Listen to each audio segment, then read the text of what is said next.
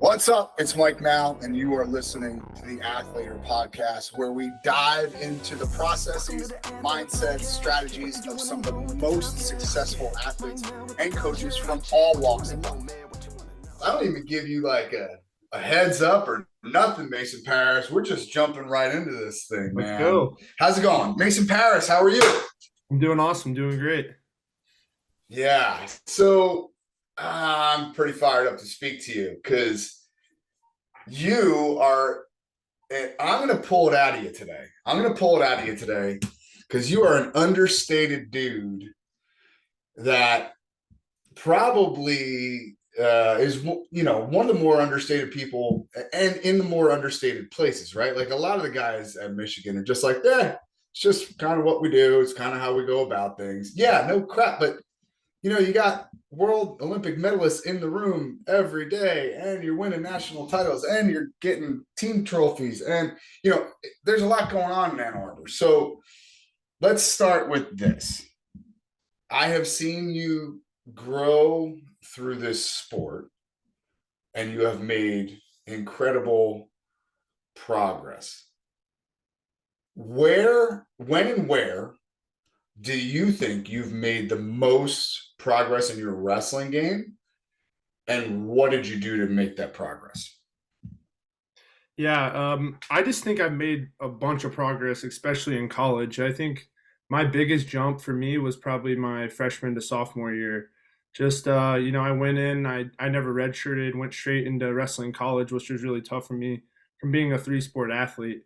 And just hopping right into, Big Ten wrestling and was really hard for me. I was a little undersized, but after that year, I think I just wanted to get stronger. I wanted to work on my technique and really just focusing on wrestling. And I always felt like I was a little bit raw at wrestling. I just didn't have the best technique. I was just a strong guy out there. But yeah, I think just like each year, just like honing in on my technique, getting better at my technique, my hand fighting, all the little things has just like made me jump, a bunch of levels. And yeah, just having these different coaches, having these different partners that I have, and just getting all of their perspectives on wrestling is just like helped me kind of figure out my own.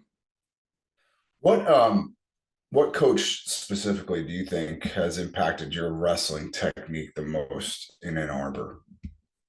Yeah, Josh Churella, he's been, really amazing for me. He's been my personal coach, and he's a little bit of a smaller guy, but I think that kind of helps me stay quick and on my feet. And then yeah, Kevin Jackson, he's been amazing. His technique is, so good, and yeah, he's really helped me jump levels in the last few years too. Yeah, everybody talks about KJ as like the technical kind of mastermind in college wrestling right now. Is there one thing that you can point to that he's kind of taught you that like made a pretty immediate impact? Because he wasn't there your whole college career, right? But is there one thing that he came in, kind of fixed or changed or added to that made a big impact?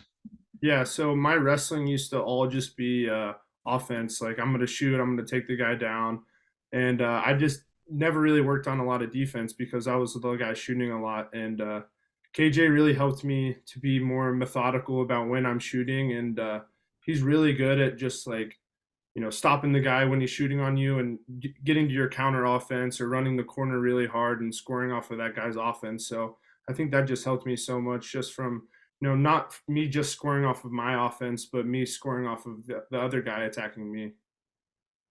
Mm, okay. Progress is one thing. And yes, we as coaches we like to say that we judge on progress and effort. But when we're talking to donors and administration, we got to talk about the wins too. What do you think? What do you think was your biggest win so far? Because it'd be easy to say an NCAA title, and that's fine. But there's some monster wins that you've had over the course of your career, internationally and domestically.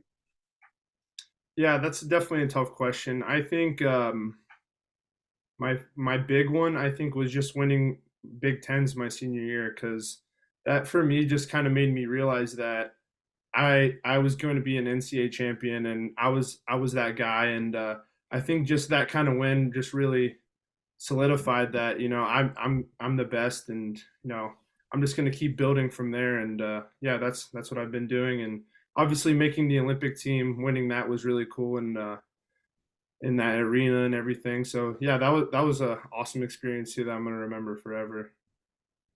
Yeah, but let's go back to Big Ten's your senior year.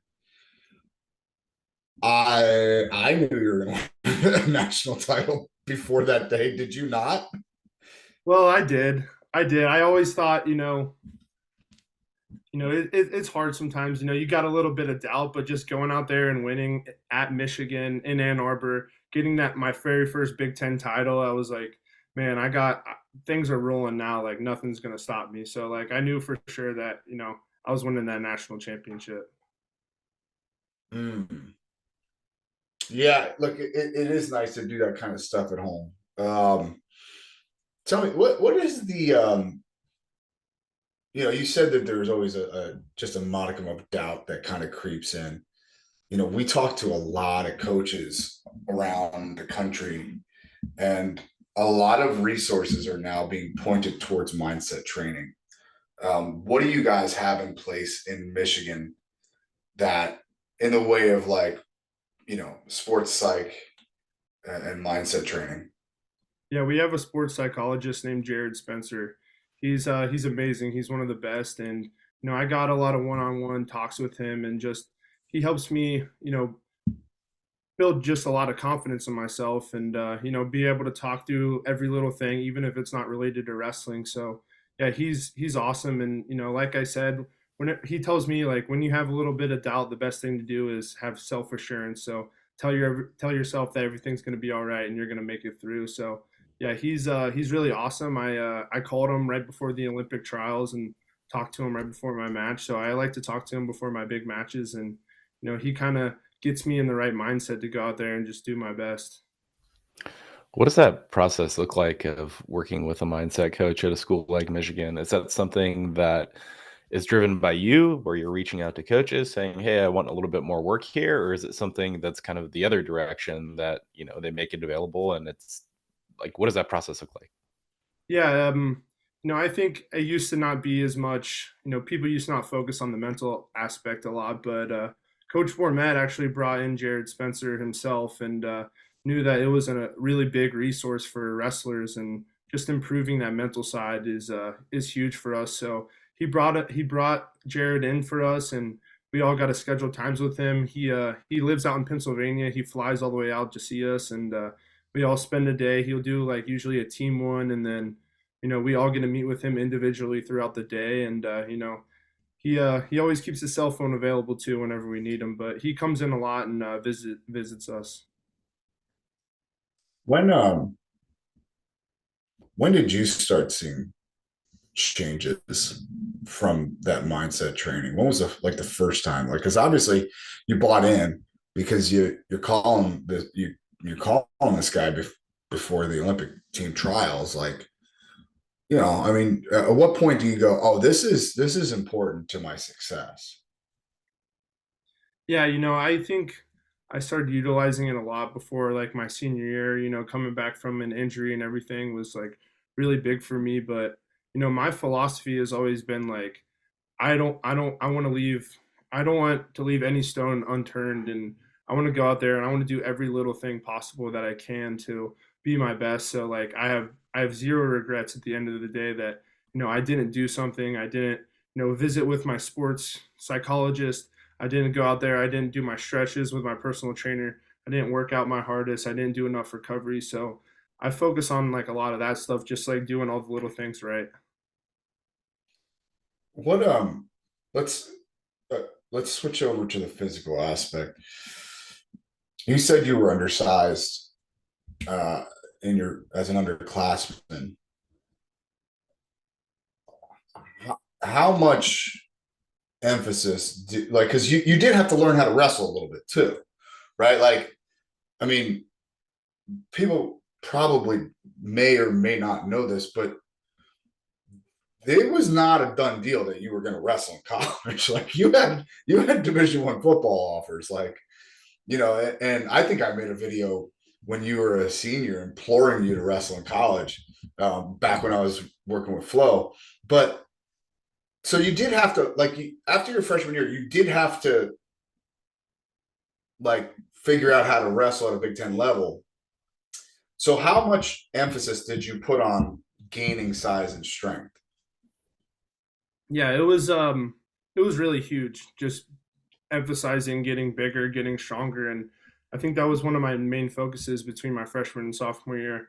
I felt like my wrestling was there, and it obviously needed a lot of improvement and stuff, but I felt like I was a better wrestler than some of these guys I was losing to. It was just like I felt a little bit undersized. I was 230 wrestling guys cutting to 285, and just shooting under those guys, and making dumb decisions where in high school I used to be able to shoot on every guy and take them down, but now these guys are sprawling on me, and like they weigh a lot. So yeah, it was really tough, but yeah, I just started focusing on my weight training a lot and my technique and everything, and yeah, it helped me tremendously. And yeah, I remember that video you made of me, and my parents, my family, we thought that was really cool. And yeah, I mean, I ultimately ended up wrestling, so you might have played a hand in that a little bit.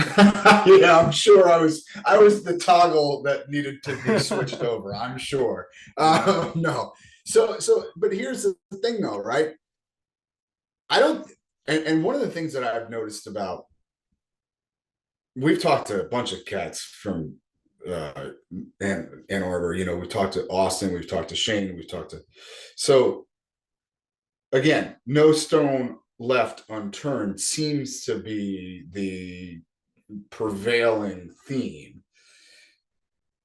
When you're gaining that weight, because you can't, one of the things that made you as good as you are was, your speed as a younger heavyweight. What did those lifts look like to put weight on, but not lose any speed?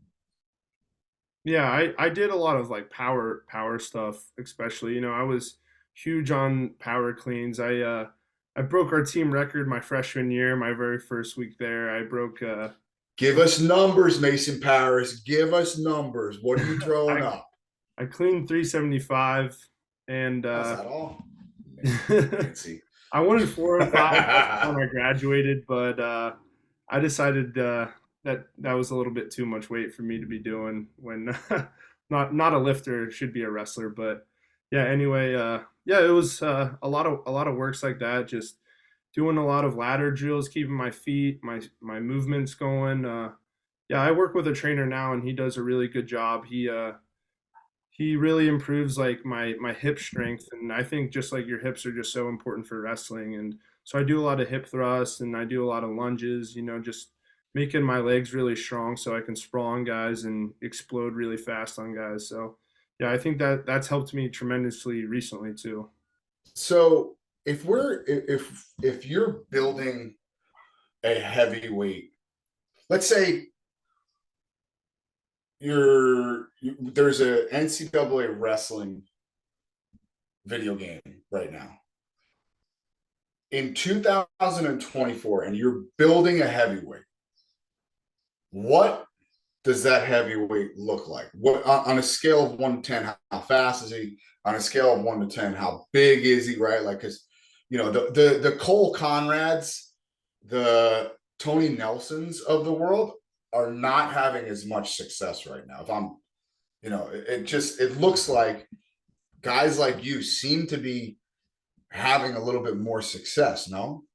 Yeah, definitely. It's awesome seeing like this trend of wrestling becoming heavyweight's just like another one of the weight classes where all the guys are really quick and really fast. And yeah, I mean, for me, like, and other guys, I would say, I didn't start off as a heavyweight. I wasn't a heavyweight till I got to college. So when I was younger, I was shooting, I was attacking, and I wasn't in that mindset of when I was younger that I'm just gonna try to throw the guy or hand fight the guy or push the guy out. I was always out there. I was trying to attack. I was trying to dominate. I was trying to get more points than the other guy. So yeah, I think just like starting with there is just like learning your offense and being quick, being fast, and yeah, just heavyweight just being another one of those weight classes where it's fun to watch and it's really exciting. And I think it's awesome that heavyweight's been moving in that direction. We are in the golden era of heavyweight wrestling, and no one can tell me different. And it started, in my opinion, it started with Kyle Snyder and Nick Gwizdowski, and the torch is kind of being carried by you right now.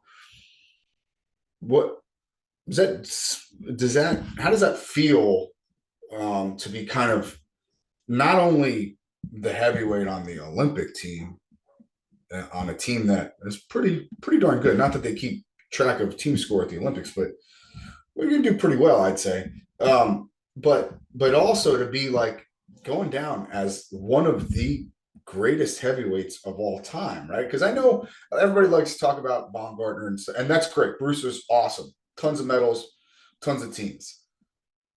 But I don't think people would really like me saying this, but I don't much care. I think the heavyweights in 2024 would absolutely mollywop the guys from 88 and 92. I just do.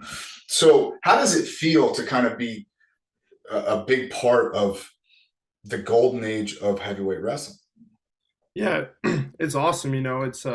I think it's just like any other sport. It's like we're evolving so much. It's like you never know how guys would do in the 80s against guys, playing basketball or football nowadays. So it's like it's awesome that our sport's evolving like so much, and heavyweights are just getting better and better. And it's really awesome that I'm one of those guys to kind of be the spearhead of the athletic wrestling heavyweights. And I hope that my wrestling really helps these other younger heavyweights become even better and be better heavyweights than I am. And so yeah, it's just really awesome for me to see that. And yeah, and Kyle, Snyder, he was a big role model for me growing up, watching him wrestle and watching him just be so fast and offensive. And I wanted to wrestle like him and stuff. So yeah, it was really awesome. And it's really cool that I'm on an Olympic team with him now.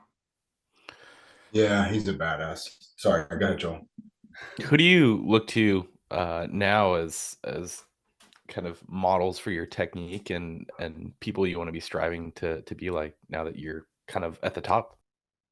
Yeah, it's interesting. Because I kind of feel like I developed, kind of my own technique, my own style. So I think, just taking a little bit from each of my wrestling partners and all the guys I get to wrestle with. Like, for example, I get to wrestle with, Jaden Cox all the time, and, just using a little bit of his athletic ability and his speed and the stuff that he does.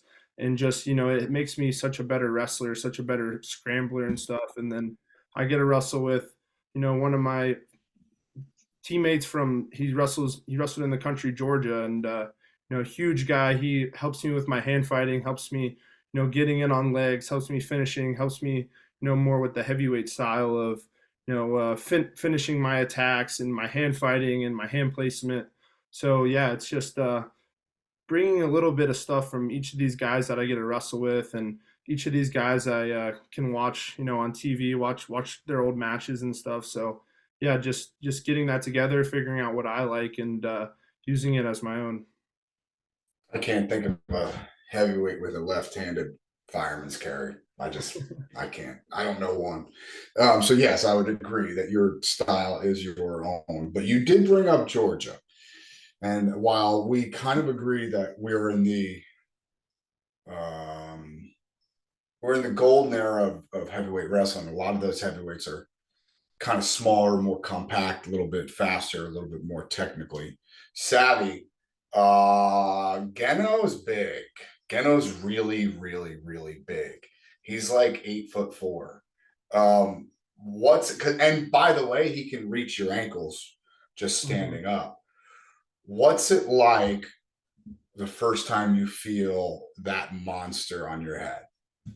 Yeah, it was weird. It was like nothing really I've felt before like that. I came in there and his arms were so long, and I was trying to come in for my collar ties, and he just kind of pushes me away, keeps me, my arms extended away from him, and it was weird, but yeah, it was fun wrestling him.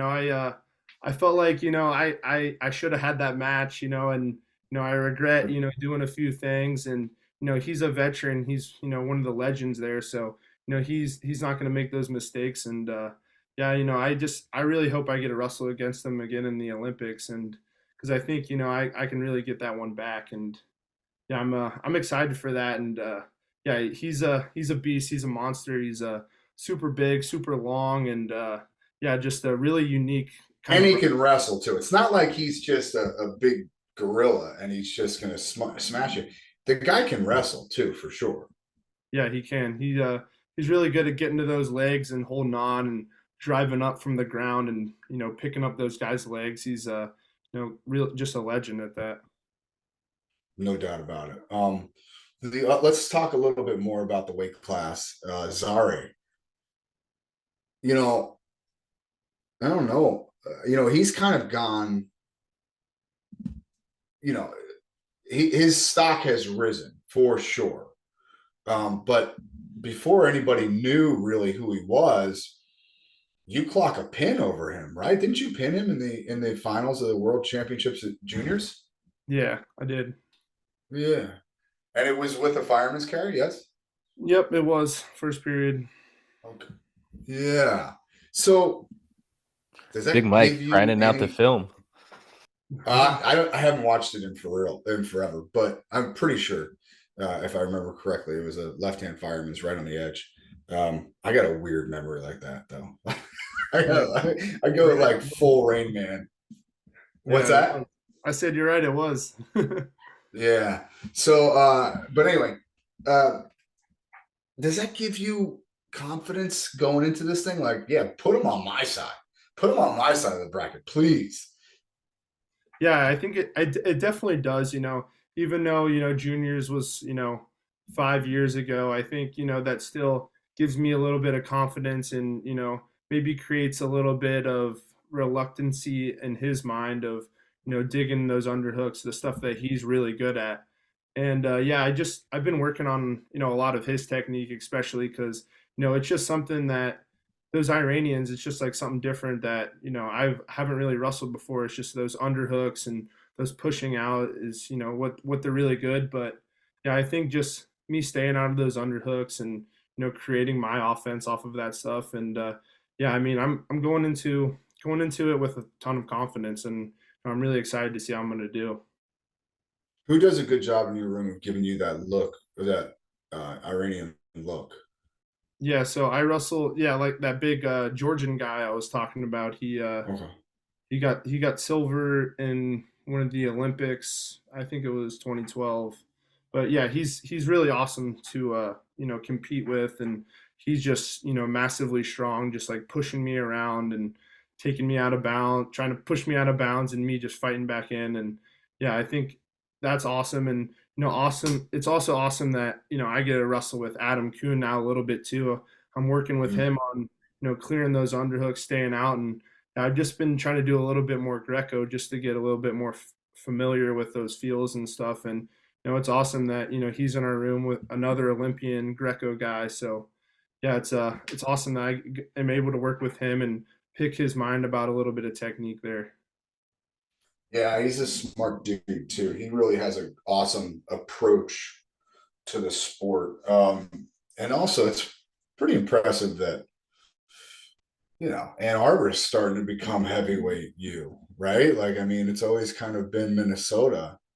But yeah, it looks like Michigan's taking over, or at least throwing their hat in the ring as heavyweight What, how do you see this thing ending? And I don't mean like necessarily this cycle. I mean like you're still a young dude, man. How many cycles do you want to wrestle? What is the thought process going? No, maybe I'll start coaching. Oh, maybe I'll start doing this. Yeah, I'm not really sure yet, to be honest.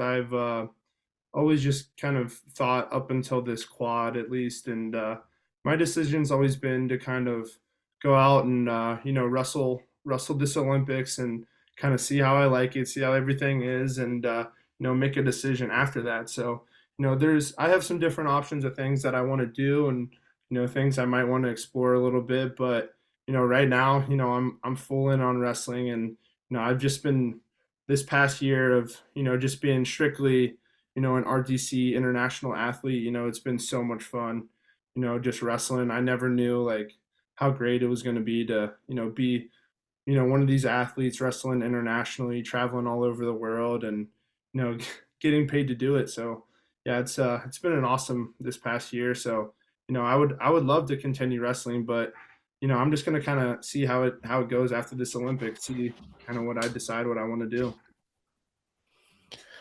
What's some of the hidden struggles that you deal with wrestling internationally that people don't really think about?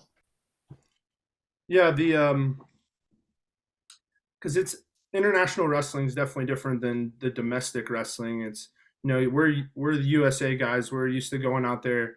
We have really good gas tanks. We go out, we wrestle really hard. We're wrestling that the entire 6 minutes. So that style is definitely like a little bit different than wrestling these international guys that want to push you around. They want to hang in the match a little bit, and then they want to explode off of a takedown or two. So yeah, it's definitely been a little bit different, and just the whole process of it all, just like going over to an entire different country and acclimating to the time zone, and competing in freestyle, and how that whole tournament is ran over there. It's just like been really interesting, and just each competition, I felt like I've adjusted a lot better and just like gotten a lot better. So it's been awesome being able to compete in so many competitions internationally this past year.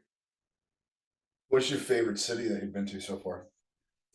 I really like Budapest a lot. I think Budapest, Hungary was a really awesome place to go. It's just like really cool. Food's great. Everything, Yeah. food, people. Yeah, I just had a really amazing time there.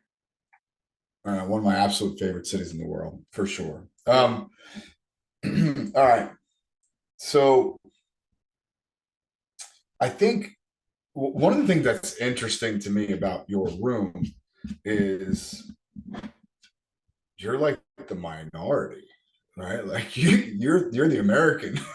Right. I mean, you got Gomez wrestling from Mexico, you got Lebanese, you got San Marino, you got Serbia, you got Georgian, training partners.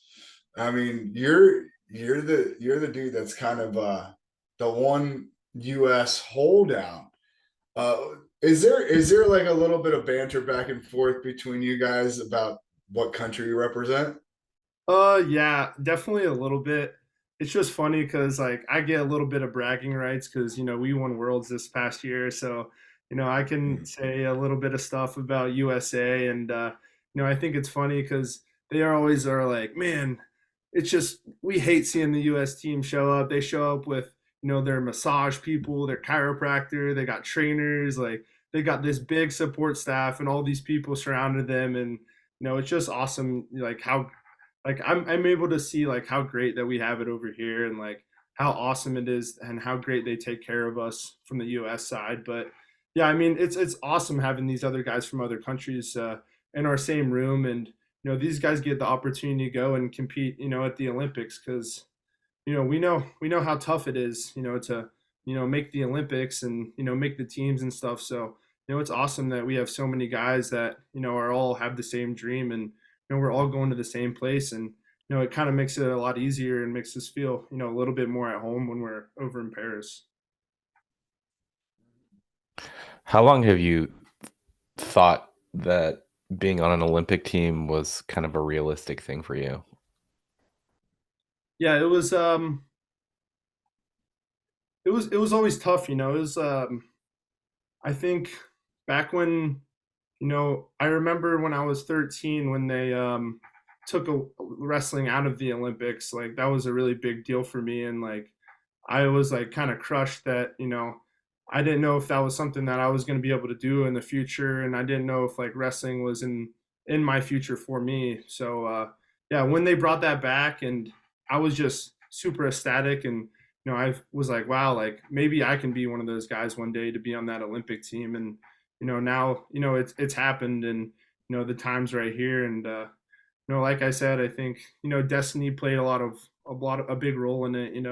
We're in Paris. My last name's Paris, and 24 years old in 2024. So I think it's just awesome. And yeah, I think destiny played a role in it. No doubt about it. All right, let's get to some quick questions here, brother. Um, your favorite wrestling shoe of all time? Yeah, my favorite shoe of all time. I love the Aggressors. I was huge on the Aggressors. I always wanted a pair of Rulons, but I could never find a size 14 that were big enough for me. So if anyone actually ask Rulon. If anyone has a pair, let me know. But right now, I love Nike Inflicts. That's what I wear, the most, because we're Nike, and yeah, I've just wore that shoe every year in college, and I love that shoe now. That's great. All right, if you had a magic wand and you could change one thing about the sport of wrestling, what would that be? Okay, one thing about, I mean, this might not be directly about the sport, but I think for me, it's just like getting more access out to all the people. I have so many people from my hometown and my community that, would love to watch me wrestle, but like they just don't understand like all the different accounts, all the places that kind of go and buy streaming services and subscriptions from. So, I would love to just make wrestling a little bit more accessible to like the people that are more average, usual average viewers and things like that. So, I think that would be, something really awesome, about the sport. That's interesting too. I think, I love all the stuff about freestyle. I love, I think the no overtime's really cool. I think, the 1 point push outs are really cool about freestyle. And yeah, just things like that, I guess. Freestyle, that works. That works. Yeah. I like it. All right. Last one. If who is on your, it has to be American, okay? Not like San Marino American. I'm talking about like American. Yeah. Okay. Has to be American. I'm just tell them I love them. Yeah. Has to be American. Has to be 4. Can't be 5. Who's on your Mount Rushmore of wrestling? Yeah.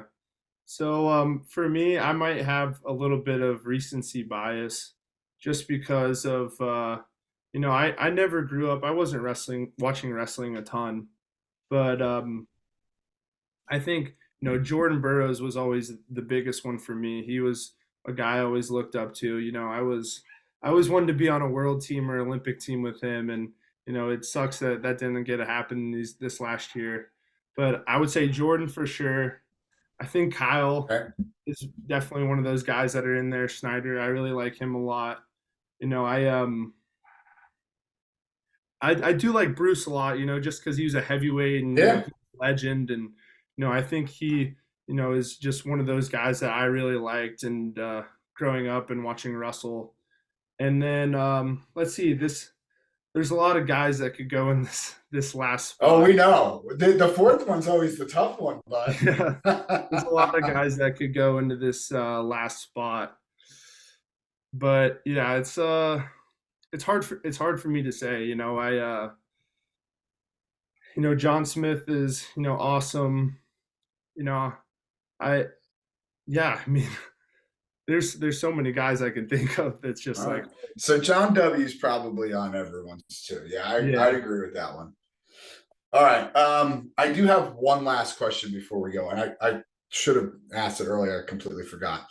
Gable Steveson has since been let go by the WWE. It looks like he's exploring some NFL options.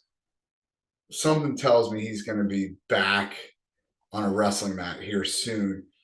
How does that make you feel? It was, one of the last losses you had, domestically was to Gable. So how does that make you feel? And what does that put into your head?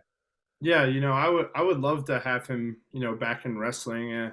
I think, that competition for me has just made me such a better wrestler. And I just I always felt like, he's, at his top, he's, the best he can be. And, I feel like I improve so much every single year, and I've just gotten so much better. And, I just feel so much better than I was the last time we wrestled. So, I would love to get that match back. He's, the guy that, kind of puts a little bit of a blemish on, some of my, things. And, that's just, a match that, I really want back, and, that I think about all the time. And, but, all I can do is go out there and wrestle, who's in front of me, and, go out there and do my best that I can now.